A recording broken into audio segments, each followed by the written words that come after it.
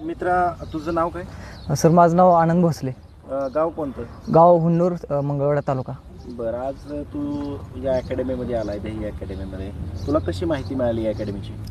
Sir आमच्या गावाकडची मुलं होती इकडं, मग त्यांच्या माध्यमातून मी इथं आलो अकॅडमी. त्यांनी सांगितलं मला अकॅडमी इथं आहे म्हणून. किती दिवसापासून आहे? मी तर सर 4-5 महिने झाले.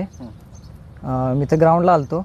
मग मी इथं आल्यापासून 3 ग्राउंड मारले, नाशिक आणि जबलपूरला एक मारले आणि पुणे एक मारला. कशाची तयारी करतोस? मी आर्मी भरतीची तयारी करते. तुमच्या गावातली जी मुलं इथे ट्रेनिंगला होती, हां, त्यांचा कसा रिझल्ट आला आहे अकॅडमी? 5-6 मुलं होती सर, ती सगळी भरती झाली म्हणून मी इथं आलो. त्यांनी सांगितलं मला.